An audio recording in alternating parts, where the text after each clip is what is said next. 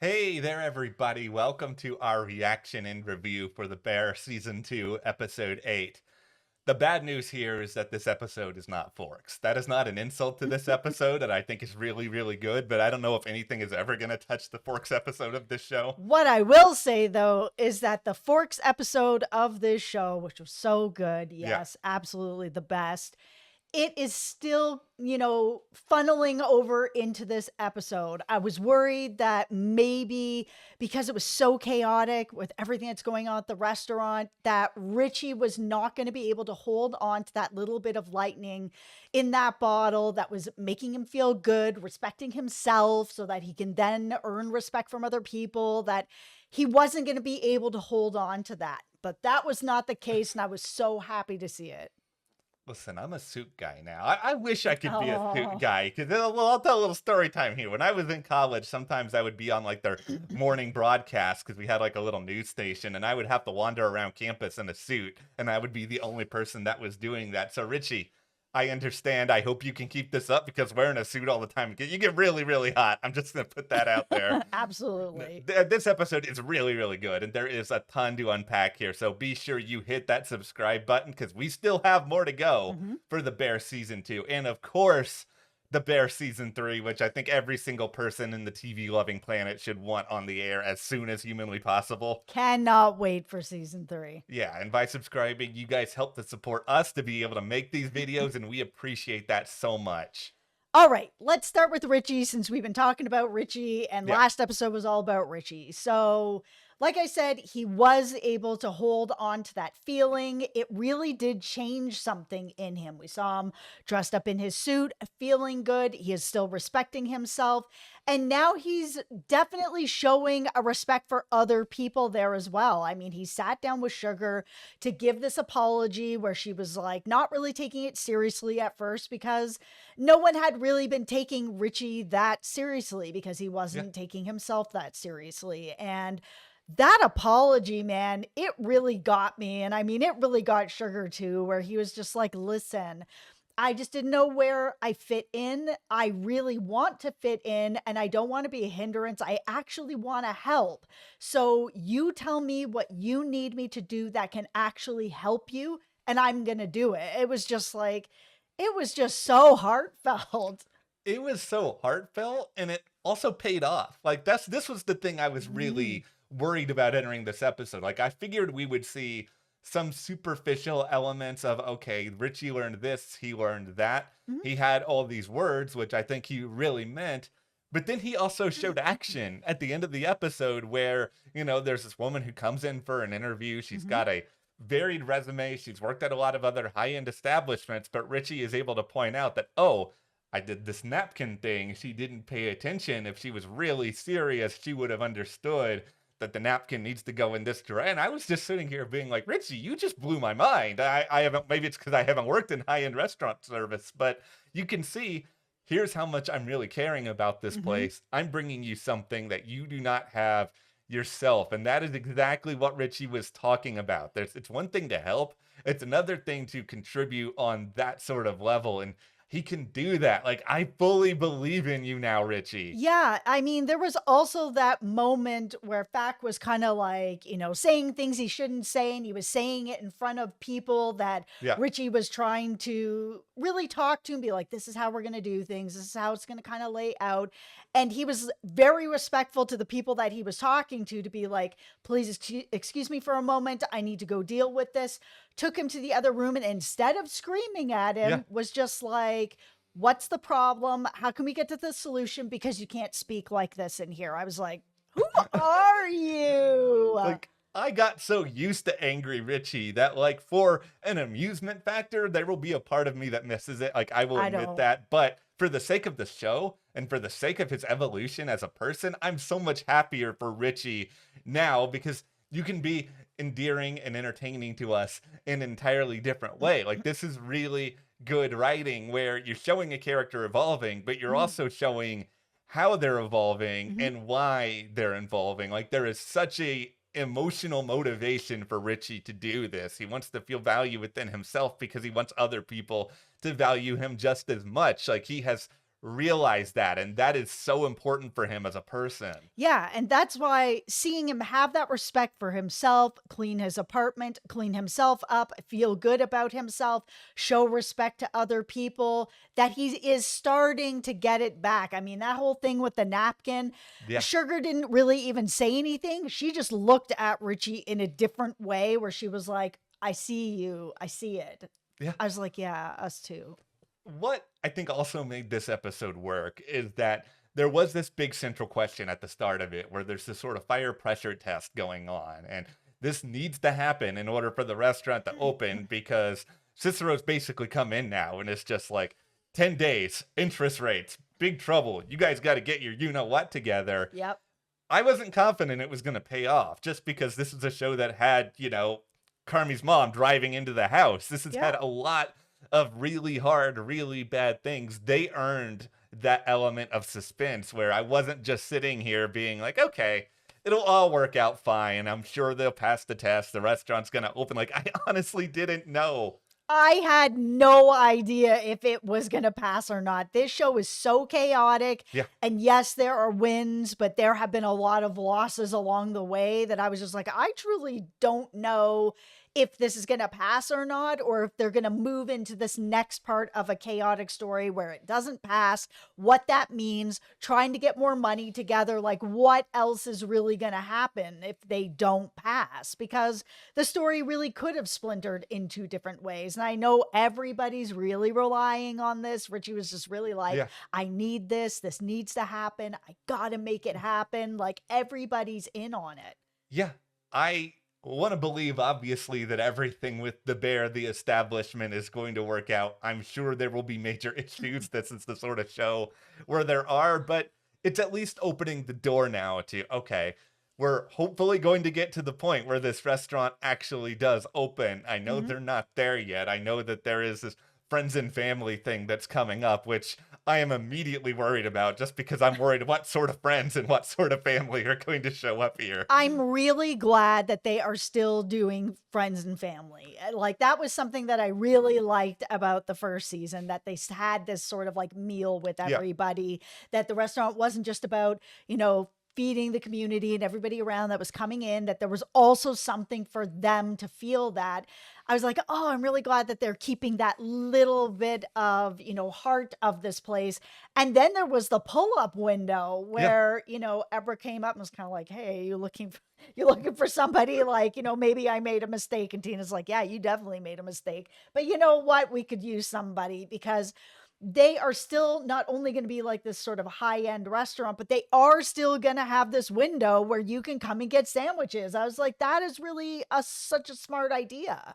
You can keep your local clientele, Yeah. but bring in new people as well. It's so brilliant. It's just like It's it's brilliant. so unbelievably smart because I could see a lot of people in a transition like this being like, "Well, you guys taking away my and it's Yeah. still there for you. It's there for you. It's going to be the same quality as it's always been because if the sandwiches start to stink like the bear as an establishment, Mhm. it's going to go down the tubes, and they've invested too much money into this place. Like clearly they want this to be a Michelin starred restaurant. You guys are sending Marcus to another country in order to learn, which apparently he got a massive stamp of approval on, by the way. Good for you, Marcus. Yeah, like the fact that yes, they want to be this really high-end restaurant, but they still want to keep the heart of it with friends and family, with the Yeah. sandwich window, with Richie, with the note from Mikey Yeah. to just be like, and asking permission, where he went and talked to Sydney about it, was like, hey, listen, like, how every family has like a motto or something that Mhm. they live by. I had this framed. I asked Carmy if it was all right. He already gave me permission. And now I'm asking you that respect to be like, Yeah. hey, like you're just as important as Carmy. Can I put this up? I was like, oh my goodness, like stop ripping my heart out like this. Like it can't get any fuller. Richie, I don't know how. Please don't hurt us over the next couple of episodes, Richie. We have been set up on too high a level right now that I I'm know. really really scared. But okay, I'm gonna try to talk about Claire here in a way that makes a certain element of sense because I have been trying to circle this point in my head here for a long time, and this is where I've landed on it. Mhm. I have a ton of respect for the writing on this show, just Mhm. because, like, for any writer, like for me as a writer, this is something that's really, really hard to do. What I think they're trying to do with Claire is they're writing a character that I think they know most people are not going to like and most people are not going to want to root for. And I think that is because a lot of us have been rooting on some level for Carmy and Sydney. Like we've talked about it here in these videos before, Mhm. and there's a connection there. And there's also the fact that Claire is taking, Carmy away from the restaurant. He's having these conversations with her about the restaurant. Like there's a little bit of tension that's sort of boiling up there already, but they have the courage to be like, okay, you know what? We're sticking with this story. We're going to quote unquote even advance this Claire story in Mhm. this episode and have Carmy call her his girlfriend, even though a lot of you probably aren't going to like it because we feel like this is a very important story to tell and that the direction we're going in this is important for Carmy to sort of realize what it is he actually wants. He even told Fack he loved her. Yeah. So, I mean, obviously he's got some feelings there for Claire. And I think for me, the biggest thing that they've been showing with this, especially in this episode, because we had that moment Mhm. where he was changing the menu and running things by Claire and not running them by Sydney, who's his actual partner Yeah. at this restaurant. And she's finding out after the fact when he's like, "Oh yeah, I was talking to Claire last night and I'm changing this to the way that you originally wanted it." And she's just like, okay, cool. So I guess I just got to run everything by Claire now because, is it jealousy? I don't think so. It No. feels more like she just doesn't feel like he's communicating with her Yeah. about the restaurant, that they are both in it together. Like, and I understand that. But at the same time, I do understand where Carmi's coming from too. This is his girlfriend. You're Yeah. going to talk to your partner about things at work. It's the way that it is. But you still have to have that communication with your partner at work. Like, you can't Yeah. just kind of come in and be like, "Oh, well, I was talking to, my girlfriend or my wife or my husband or whoever, and now it's happening," kind of thing, instead of really talking to Sydney about it and being like, "Listen, I was thinking about this. I'm proposing it to you," instead of really like, "Yeah, we're going back to the way that was. We're going back to your old idea. I thought you'd be happy about it." And there's just the communication is breaking down so much with Sydney. And that's why I think that very last scene where he's like, "Yeah, she's my girlfriend. I love her." Mhm. And she had mentioned a couple episodes ago that no one's ever made dinner for her. He's there, he's making dinner for her. There's cuts between three people. It's Claire, it's Carmy, it's Sydney. Mhm. She's there very specifically for a reason. It's not just a buildup of Claire and Carmy. Sydney is part of this, and not necessarily romantically, like we Yeah. said, but she is Carmy's partner, not Claire, when it comes to this restaurant stuff. So, how much is this going to continue to be like a problem between them? I mean, it feels like it's going to continue on. I mean, yeah, they've moved this relationship forward. You guys know how I feel about it. I haven't, hit anything about that. Yeah. I'm not that excited about the relationship because it feels like Claire really is in love with him. And even with Carmy being like, "Yeah, I love her. Sure, she'll be my girlfriend," it still feels forced on his side, where he's like, almost like he feels like it's time for me to have a girlfriend and she's a great choice, so I'll just take her. Yeah, I think he likes her. I think he cares about her, but there's a Yes. difference between, that and I want to run down the altar with this person. I want to commit every part of my life to this person. And I think the reason why I'm invested in this storyline is just because I'm excited to see what Carmi learns from this relationship and in my prediction, the downfall of this relationship that he can then use in order to better understand other aspects of his life. Oh, Like, you think there's going to be a downfall of this relationship? We haven't watched ahead, yeah, guys, so this is kind of, we don't know what's I happening. just feel like this is not gonna last. I mean, it might last through this season. It might carry over to season 3. It's just that I think that this is something that Carmi's gonna have to learn about himself, which is what do I really want out of my life? Do I Mhm. want something with this particular person? I don't think this is something he's had a lot of conversations about really ever. And so I think a lot of it is what you're sort of saying is that he does sort of realize, okay, this is something I feel like I need at this point in my life, but you need it with the right person. Mhm. And I don't think he's putting all of those things together. And we can like Carmy as a character and root for Carmy as a character. And I certainly do. Like, I love watching Carmy, but also realize that Carmy's still capable of doing some bad things and, breaking Claire's heart, Mhm. whether it's intentional or not. And I don't think it's intentional, but I think it's going to suck watching that because I do think Claire really loves him. And I think her heart is going to be broken because I just don't think it's fully there. But I think it's that level of pain is going to be able to access certain parts of Carmy that he didn't know was there before. And that's Mhm. something that can actually help him in the future. I think it'll be interesting if they break up, if Claire is the person to see it, because Hmm. she is pretty intuitive with some stuff. Yes, I've called her thirsty Claire, and she is, and she Yeah. does have blinders on that she just wants to be with Carmy. But I think she doesn't want to be with Carmy if Carmy doesn't want to be with her. Like, if she's kind of nobody wants to be there as a Yeah. person of convenience. That's like, oh, I think I should have a girlfriend, and you're here, so, giddy up. She's probably not going to want to feel that way. Nobody wants to feel that way. And if that is where it's kind of going, I could see that she can see that eyes wide open and then be like, listen, like, as much as I like you, Hmm. like, you're not here with me the way you should be. So, what you are doing. Goodbye. I just think this story is really interesting for exploring different parts of Carmy beyond just the kitchen and beyond just what we were able to see with his family, because it does Mhm. raise those questions as to what is it that he's really looking for. Because if he's not getting happiness in the kitchen, which, Mhm. I don't think he ever really has, where is he ultimately going to find it? And I think eventually we'll see kind of a merging of those worlds. And I hope some of it can come before the end of this season because this is going to be really stressful. Like running a restaurant, especially when it opens, your communication has to be top tier. And if it's not there with him and Sydney, they're going to know. Everyone in the restaurant is going to know. It doesn't matter how prepared Richie is on the other side of it or how good Tina is because of her training. It's like there are going to be problems that can't be solved.